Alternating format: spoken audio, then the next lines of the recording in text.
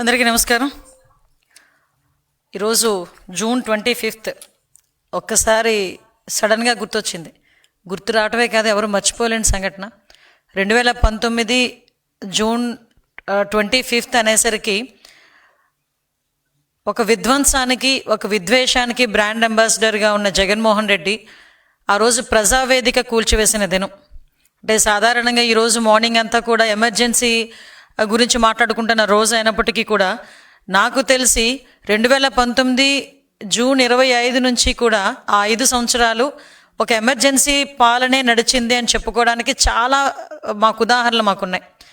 అంటే ఒక విద్వేషం, ఒక విధ్వంసం అన్నది ఎజెండాగా పెట్టుకొని సుమారుగా చెప్పాలంటే 2019లో రాజ్యాధికారం తీసుకున్న తర్వాత జగన్మోహన్ రెడ్డి అప్పటి నుంచి కూడా తన అధికారాన్ని, తన అడ్మినిస్ట్రేషన్ని కూల్చివేతలకి, లేకపోతే విధ్వంసానికి, విద్వేషానికి, హత్యలకి, ఆత్మహత్యలకి ప్రేరేపించాడే తప్ప ఒక అమరావతిని నేల రాయటానికి, అదేవిధంగా పోలవరాన్ని ఎట్టి పరిస్థితులు కట్టకుండా చూసుకున్నాడే తప్ప ఏ రోజు కూడా ప్రజా సంక్షేమం, రాష్ట్ర అభివృద్ధి అన్నది లేకుండా 5 సంవత్సరాలు కూడా పరిపాలన అమోఘంగా చేశామని చెప్పి చంకలు గుద్దుకొని తీరా ఏదో అంటారు కదా, బొక్కబోర్లా పడినట్టుగా 11 సీట్లకు పరిమితమైపోయిన పరిస్థితి. ఎందుకు ఈ మాట చెప్తున్నానంటే, సుమారుగా ఈ 25వ తారీఖుని దేశంలోని ఎక్కడ కూడా ఏ ముఖ్యమంత్రి కూడా నాకు తెలిసి 8 కోట్ల వ్యయంతో కట్టిన ఒక ప్రజా వేదికని, అందులోని ఆ మార్నింగ్ అంతా కూడా ఒక కలెక్టర్ కాన్ఫరెన్స్ పెట్టి, కలెక్టర్ కాన్ఫరెన్స్ అలాంటి కార్యక్రమాలు 2014 నుంచి 19 టైంలో ఎన్నో జరిగిన కార్యక్రమాలు. ఈయన అధికారంలోకి వచ్చిన తర్వాత కలెక్టర్ కాన్ఫరెన్స్ పెట్టి ఆ తర్వాత బయటకు వచ్చి ఒక పైశాచిక ఆనందంతో ఆ ప్రజావేదికని కూల్చి చేస్తూ ఉంటే ఒక రకమైన సైకో ఆనందాన్ని పొందిన వ్యక్తి ఎవరైనా ఉన్నారంటే ఇప్పటి పులివెందుల ఎమ్మెల్యే గారు మన జగన్మోహన్ రెడ్డి గారిని ఒక ఉదాహరణగా తీసుకోవచ్చు. ఇప్పటికీ కూడా ఆ ప్రజావేదిక శకలాలు అక్కడే ఉన్నాయి.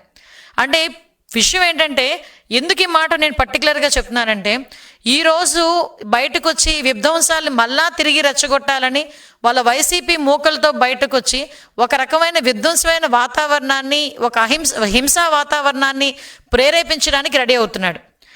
దానికి బట్టి మనం ఒకసారి ప్రీవియస్గా కూడా జగన్మోహన్ రెడ్డి తాలూకా నేచర్ మనం అర్థం చేసుకుంటే, జూన్ 25వ తారీఖు 2019లో ప్రజావేదిక కూల్చిన దగ్గర నుంచి మొదలు పెట్టుకొని 2024 మార్చ్, ఏప్రిల్ ఎలక్షన్స్ వరకు కూడా తిరిగి ఇప్పటికీ అధికారం కోల్పోయిన తర్వాత కూడా ఇప్పటికీ కూడా అటువంటి పందాలు నడుచుకునే దానికి ప్రయత్నం చేసే పరిస్థితి కూడా మీ అందరూ కూడా గుర్తుపెట్టుకోవాలి. సుమారుగా మనం చూసుకుంటే అధికారం చేతిలోకి వచ్చిన తర్వాత ఎంత దారుణం అంటే, అన్నా క్యాంటీన్లు 5 రూపాయలకి అన్నం పెట్టే అన్నా క్యాంటీన్లకి కూడా నిర్వీర్యం చేసేసి అన్నా క్యాంటీన్లన్నీ మూసేశాడు. మేము ఆ రోజు నెత్తి నోరు పెట్టుకున్నాం, అన్నా క్యాంటీన్లు అనే పేరు కనుక నీకు నచ్చకపోతే రాజన్నా క్యాంటీన్ అని పెట్టుకోవయ్యా, అంతేగాని పేదవాడి చేతి దగ్గర కూడు మాత్రం కొట్టొద్దు అని చెప్తే ఆ రోజు కూడా ఏమీ అంటే జాలి కనికరం ఏమీ లేకుండా ఆ అన్నా క్యాంటీన్లు మూసేశాడు. అదేవిధంగా ఎక్కడైనా సిమెంట్ రోడ్లు వేసిన పరిస్థితి ఎక్కడైనా కనిపించిందా? పోలవరాన్ని తీసుకెళ్లి మూలన కూర్చోబెట్టాడు. అమరావతిని తీసుకెళ్లి 3 రాజధానుల పేరిట అమరావతిలో ఏ కట్టడం కూడా జరగకుండా అమరావతిని సాక్షాత్తు వాళ్ళే ఒక శ్మశానంతో పోల్చిన పరిస్థితిని కూడా ఈరోజు గుర్తుపెట్టుకోవచ్చు. ఇవన్నీ ఒక ఎత్తు అయితే, ఎవరైనా గట్టిగా మాట్లాడితే వాళ్ళ మీద కేసులు పెట్టడం, గట్టిగా ప్రశ్నిస్తే వాళ్ళని పిచ్చోళ్ళని చేసి రోడ్డు మీద కొట్టే పరిస్థితి, మరీ ఎక్కువగా మాట్లాడితే హత్యలు చేసే పరిస్థితి, ఇవన్నిటినీ కూడా దాటుకొని 5 సంవత్సరాల పాటు ప్రజలందరూ కూడా నానా ఇబ్బందులు పడి ఈరోజు కూటమి ప్రభుత్వం మీద నమ్మకంతో సుమారుగా 164 సీట్లు ఇచ్చి ఈరోజు మమ్మల్ని గెలిపించి ఈరోజు అతి నమ్మకాన్ని మా మీద పెట్టుకొని ఈరోజు ప్రజలు ప్రశాంతంగా జీవించే పరిస్థితి ఈరోజు కనిపిస్తూ ఉంది. మీకు ఇందకే చెప్పాలంటే, మనం ఆలోచించుకుంటే ప్రజావేదిక గురించి మనం చేసుకుంటే 1.5 గంటల పాటు కలెక్టర్ కాన్ఫరెన్స్ పెట్టాడండి. కలెక్టర్ కాన్ఫరెన్స్ కూడా ఇప్పుడు సాధారణంగా ఏదో అంటారు కదా, బలిచ్చే ముందు ఒక రకమైన పూజ చేసినట్టుగా ఆ ప్రజావేదిక కూల్చేదానికి 1.5 గంటల ముందు ఒక కలెక్టర్ కాన్ఫరెన్స్ నిర్వహించి ఎవరికి తెలియకుండా బయటకు వచ్చిన వెంటనే జేసీబీలు పెట్టి ప్రజావేదిక కూల్చాడు. అంటే మీరు అతని తాలూకా నైజం అర్థం చేసుకోవచ్చు. నేను ప్రతిసారి అతని తాలూకా నైజం అర్థం చేసుకోండి అని చెప్తూ ఉంటాను. అతని తాలూకా సైకో నైజం అర్థం చేసుకోవచ్చు. తర్వాత అమరావతి దగ్గర అసెంబ్లీలోని 3 రాజధానులు అని చెప్పాడు. అమరావతిలో ఉన్న ఏ కట్టడాన్ని కూడా ముందుకు తీసుకెళ్ళనవలేదు. అన్ని వ్యవస్థల్ని కూడా నిర్వీర్యం చేసేశాడు. ఎంత దారుణంగా నిర్వీర్యం చేశారంటే, తిరిగి మేము ఈరోజు అధికారంలోకి వచ్చిన తర్వాత వ్యవస్థలని గాడిలో పెట్టడానికి దగ్గర 4-5 నెలలు పట్టింది. ఇప్పటికీ కూడా చంద్రబాబు నాయుడు గారు విజనరీ లీడర్ కాబట్టి ఇప్పటికైనా మేము వ్యవస్థ నడిపించగలుగుతున్నాం. కానీ అతను కాకుండా ఇంకొకరు ఎవరైనా అయితే చెతుకులు పడిపోయే పరిస్థితి. రాష్ట్ర ఆర్థిక వ్యవస్థని సంపూర్ణంగా అంటే ఎక్కడ కూడా అంటే ఎంత దారుణమైన పరిస్థితి అంటే, ఒక చీప్ లిక్కర్ ప్రజలకు అందించి ఆ లిక్కర్ మీద కూడా 15 సంవత్సరాలకి మా రాష్ట్రంలో ఇంతమంది తాగుతారు, దీని మీద ఇంత ఆదాయం వస్తుంది కాబట్టి నాకు ఇంత అప్పు ఇవ్వండి అని 25,000 కోట్ల రూపాయలని కూడా అప్పు తీసుకొచ్చేసిన పరిస్థితి నుంచి ఈరోజు ఆర్థిక వ్యవస్థని ఈరోజు గాడిలో పెట్టడానికి నిజంగా గౌరవ చంద్రబాబు నాయుడు గారు ముఖ్యమంత్రి వర్యులు చేస్తున్న కృషి మనందరం కూడా చూస్తున్నాం. ఒకటి మాత్రం నిజమండి, కూల్చివేతలతో మొదలుపెట్టాడు, విధ్వంసం చేశాడు, విద్వేషాలను రెచ్చగొట్టాడు, హింసను ప్రేరేపించాడు, వాళ్ళ తాలూకా మంత్రులు ఎమ్మెల్యేల చేత బూతులు తిట్టించాడు, అసెంబ్లీ సాక్షిగా మా చంద్రబాబు నాయుడు గారి చేత కన్నీళ్లు పెట్టించాడు, అదేవిధంగా నారా భువనమ్మని నోటుకొచ్చినట్టు మాట్లాడించారు. ఇంకా మాలాంటి వాళ్ళం అయితే ఇంకా అది వేరే విషయం. అంటే ఒక్కొక్కసారి ఎందుకు గుర్తు తెచ్చుకోవాలంటే, జగన్మోహన్ రెడ్డి ఈ రోజు వచ్చి నీతి కబుర్లు చెప్తున్నాడు.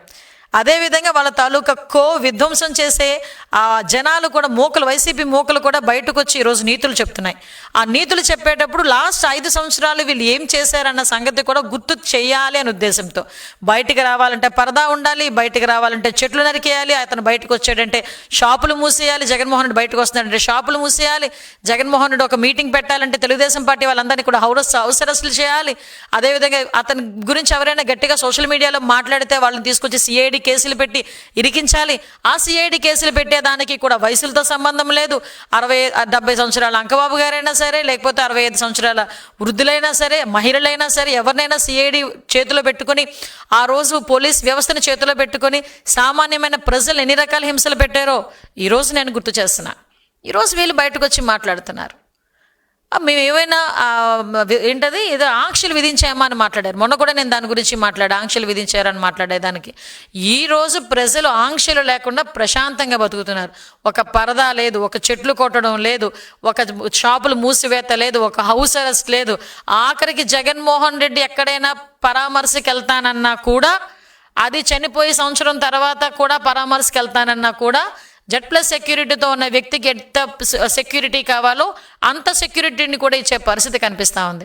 లిటరలీ చెప్పాలంటే 5 సంవత్సరాలు ప్రజలు 2019 నుంచి 24 వరకు బిక్కుమంటూ ఉన్నారు. అని ఎంత బిక్కుమని ఉన్నారో తర్వాత లాస్ట్ ఎలక్షన్ దగ్గర చేసి ఉద్యోగస్తుల దగ్గర నుంచి ప్రతి ఒక్కరు ఏ రకంగా తిరగబడ్డారో కూడా జగన్మోహన్ రెడ్డి కూడా తెలుసుకోవాలి. లక్షలాదిగా ఉద్యోగస్తులు బయటకు వచ్చి ఈరోజు వాళ్ళందరూ కూడా ధర్నా చేస్తే వాళ్ళందరి మీద కూడా ఈరోజు అప్పుడు కేసులు పెట్టిన పరిస్థితి. మా తెలుగుదేశం పార్టీ నాయకులకు కానీ, జనసేన పార్టీ నాయకులకు కానీ అందరి మీద కేసులు పెట్టిన పరిస్థితి. అందుకే నేను ఇందాక ఉన్నాను, విధ్వంసము విద్వేషానికి బ్రాండ్ అంబాసిడర్గా ఉన్నాడు. కూల్చివేత తప్ప కట్టడం అనేది చేత కాని పరిస్థితి. అతని తాలూకా ట్యాక్స్కి భయపడిపోయి పరిశ్రమలు కూడా పరిగెట్టి పారిపోయే పరిస్థితి. అతను ఏదైనా పరిశ్రమ రావాలి అంటే ఈరోజు చంద్రబాబు నాయుడు గారు కూర్చొని ఒక పరిశ్రమ వస్తుంది అనుకుంటే, నాయన ఎంతమందికి ఉద్యోగాలకు అవకాశాలు కల్పిస్తావు, మౌలిక సదుపాయాలు ఎంత మేరకు కల్పిస్తావు అని రెండు క్వశ్చన్స్ అడుగుతారు. అదే జగన్మోహన్ రెడ్డి పరిశ్రమలు రావాలంటే అడిగిన క్వశ్చన్ ఏంటంటే, నాకు వాటా ఎంత ఇస్తావు, నాకు కమిషన్ ఎంత ఇస్తావు.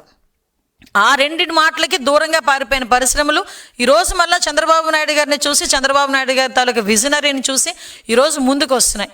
ఈరోజు 20 లక్షల ఉద్యోగాలు మేము టార్గెట్గా పెట్టుకున్నామని చెప్పి ఈరోజు 5 లక్షల పైగా ఉద్యోగాలు వచ్చే కంపెనీలు ఈరోజు ఆన్ బోర్డ్ అవుతున్నాయి. ఈరోజు పెట్టుబడులు పెట్టడానికి సిద్ధపడమే కాకుండా ఈరోజు ఆన్ బోర్డ్ అవుతున్నాయి. ఈరోజు 2047 విజనే కాకుండా 5 సంవత్సరాలకు ఒక విజన్ తయారు చేసుకొని ఒక విజనరీ లీడర్ కింద ఈరోజు రాష్ట్రాన్ని అభివృద్ధి పదంలో ముందుకు తీసుకెళ్తా ఉంటే అది ఓర్చుకోలేక మళ్ళీ తిరిగి వీళ్ళు మీటింగులు పెట్టుకొని వాళ్ళు ఏదో చాలా ఉద్దండ పెండాలి అన్నట్టుగా ఈరోజు బయటకు వచ్చి మాట్లాడుతున్నారు. నిన్న మొన్న ఎవరో కొంతమంది మాజీ మంత్రులు వచ్చి మాట్లాడారు. అసలు నిజంగా ఎక్కడైనా ఏదైనా అన్యాయం జరిగితే, ఇంతకుముందు 2019 నుంచి 24 వరకు ముఖ్యమంత్రిగా ఉన్న జగన్మోహన్ రెడ్డి ఒక్కల్ని కానీ ఆ రోజు ఆగస్టు 15 రోజు రమ్య అనే అమ్మాయిని నడి రోడ్డు మీద పొడి చంపేస్తే ఒక్కరోజు దాని గురించి కూడా బయటకు వచ్చి కూడా మాట్లాడలేని పరిస్థితి.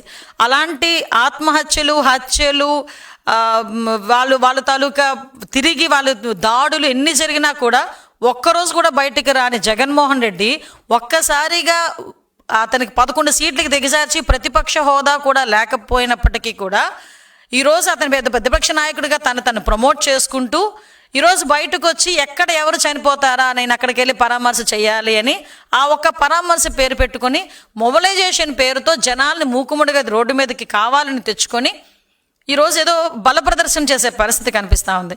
ఈరోజు వైసీపీ మూకలని కూడా రోడ్డు మీదకి వచ్చి అదే హింసా రాజకీయాలని బయటకు మళ్ళా తీసుకొస్తాము, లేకపోతే హింసా రాజకీయాలను ప్రేరేపిస్తాము, లేకపోతే బయటకు వచ్చి 2029లో రపారపా కోస్తాము, ఇలాంటి పదాలు చాలా ఎక్కువగా వినిపిస్తున్నాయి. వీళ్ళందరికీ ఒకటే చెప్తున్నానండి, ఇక్కడ మీ ఆటలు సాగు. ఇక్కడ ఉన్నది చంద్రబాబు నాయుడు గారు, ఎన్డీఏ కూటమి. ఎట్టి పరిస్థితుల్లోని కూడా లా అండ్ ఆర్డర్ ప్రాబ్లం వచ్చినా, జనాల్ని రెచ్చగొట్టే పరిస్థితుల్లో మీరు ఎటువంటి వ్యాఖ్యలు చేసినా, అదేవిధంగా ఆడబిడ్డల్ని అవమానకరంగా మాట్లాడినా ఎట్టి పరిస్థితుల్లోని టాలరేట్ చేసే ప్రసక్తి ఉండదు. దానికి తగ్గ మూల్యాన్ని కూడా మీరు కూడా చెల్లించుకుంటారు. దీనికి కొంచెం జాగ్రత్త పడాల్సిందిగా వైసీపీ మూకలకి చెప్తున్నాం.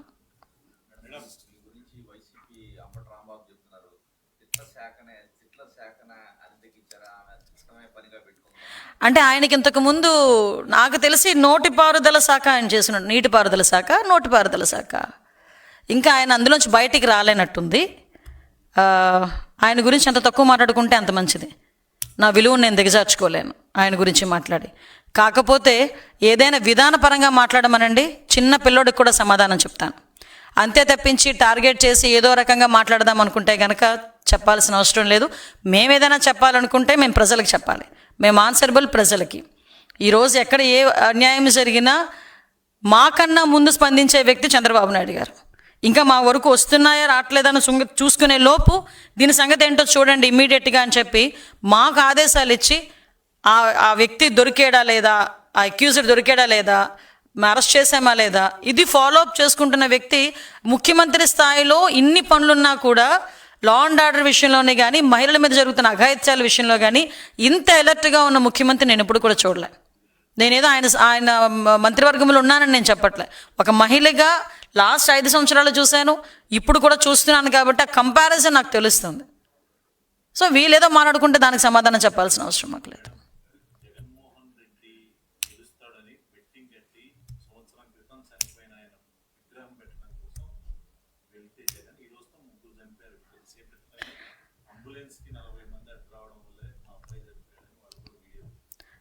దారుణం అండి, ఎంత దారుణం అంటే నేను మొన్న కూడా ప్రెస్ మీట్లో చెప్పాను, రాజకీయ నాయకులు అనేసరికి వాళ్ళకి మాకులాగా అంటే మీరేమవుతారు అంటే రాజకీయ నాయకులు అవుతా ఉంటే ఇప్పుడు మేము ఉన్నామండి. మాకులాంటి వాళ్ళు మీరేంటి మీకు ఇన్స్పిరేషన్ అంటే ఒక జయలలిత గారి పేరు, ఒక మమతా బెనర్జీ గారి పేరు, లేడీస్ గురించి మాట్లాడుతున్నా, లేకపోతే ఒక నరేంద్ర మోడీ గారనో, లేకపోతే ఇంక పాత వాజ్పేయి గారు, ఇలాంటి పేర్లు మేము చెప్పుకుంటాం.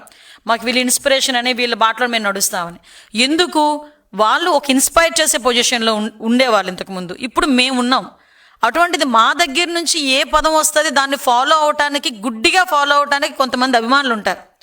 అటువంటి పొజిషన్లో మేము ఉండేటప్పుడు మా మాట, మా చేతలు, మా బాడీ లాంగ్వేజ్, మనం వెళ్ళే ప్లేసు, ఎందుకు నుంచి వెళ్తున్నామో ప్లేసు, ఇవన్నీ కూడా జనాలు పరిగణలోకి తీసుకుంటారు.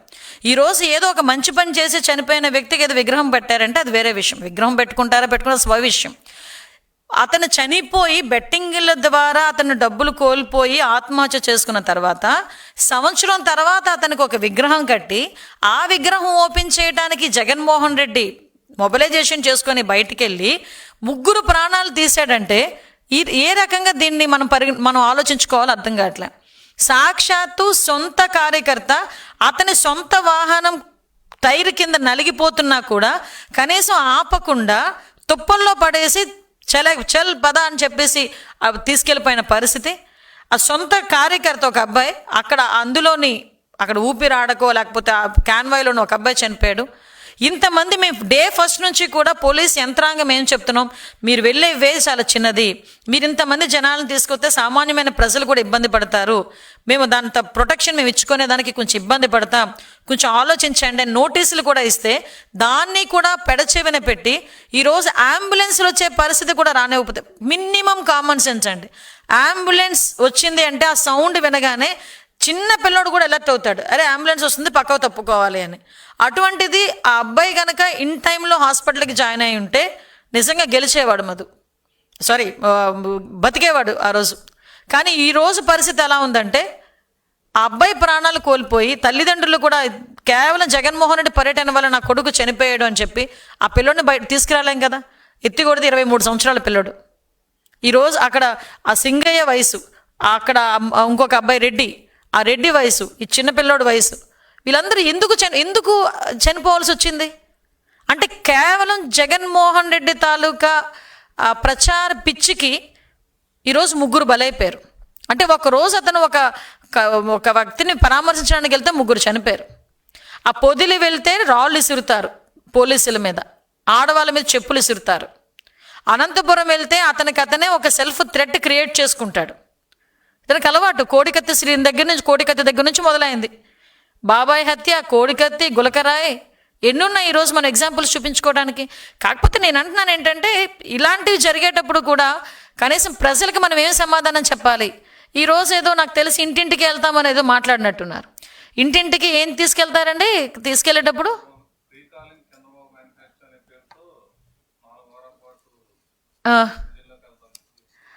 ప్రజలు కూడా చెప్తారన్నమాట, again we're calling Chandrababu Naidu garu అని, again we will call Chandrababu Naidu garu అని కూడా చెప్తారు. నేనేమంటానంటే ఈరోజు వెళ్తున్నారు, ఇంటింటికి వెళ్తున్నారు, ఏమని వెళ్తారండి? రపారపా కోస్తామని వెళ్తున్నారా? అదే అడుగుతున్నా సీరియస్లీ. ఎందుకంటే ఈరోజు నువ్వు ఇచ్చేదేంటి? నిన్న ఎక్కడో ఒక వీడియో చూశాను, మొత్తం అందరినీ యువత పోరని పెట్టాడు ఆయన. యువత పేరు అంటే 2029లో మేము వస్తాం, రపారపా కోస్తామట ఇట్టట్ట పెట్టుకొని. ఏం మెసేజ్ ఇస్తున్నారు సొసైటీకి? దాని గురించి ఎవడు పట్టించుకోడు. ఆ పదాలు ఎందుకు ఉపయోగించారంటే కూర్చున్నవాడు ఏమంటాడు, ఆ సినిమా డైలాగ్ కదా, సినిమా డైలాగ్ చెప్పాడు, తప్పే ఉంది అని అడుగుతాడు. నిన్న మొన్న మాజీ మంత్రులు చేసిన వ్యక్తులు బయటకు వచ్చి ఏమడుగుతారు, మంచిదే కదా, మేమేమన్నాం, తప్పేమన్నాం, సినిమా డైలాగులే కదా అని పవన్ కళ్యాణ్ గారు డైలాగులతో ఏదో పోలుస్తారు. సాక్షాత్తు పవన్ కళ్యాణ్ గారు కూడా ఒక మాట అన్నారు, ఇలాంటి మాటలు సినిమాల్లోకి పరిమితం, బయటకు వస్తే ఇలాంటి మాటలు చెల్లవు, ప్రజాస్వామ్యంలో ఇలాంటి పదాలు ఉపయోగించకూడదు పబ్లిక్గా, సినిమాల్లో అంటే సినిమాలు అది వేరు అని చెప్పి సాక్షాత్తు పవన్ కళ్యాణ్ గారు కూడా మనం మాట్లాడాల్సిన పరిస్థితి వచ్చింది. వీళ్ళు ఎందుకంటే నేను అలర్ట్ చేస్తున్నానండి, ప్రజలను కూడా అలర్ట్ చేయాలి. అరే మళ్ళా ఒక వేరే థాట్స్తోని, వేరే మైండ్ గేమ్స్తోని మన చుట్టూ మూకగా రావటానికి మళ్ళీ వైఎస్ఆర్సీపీ ఈ మూకలు బయలుదేరుతున్నాయి. జాగ్రత్తగా ఉండండి అని చెప్పాలని, కాబట్టి మా బాధ్యతగా చెప్పాలి కాబట్టి మేము చెప్తున్నాం.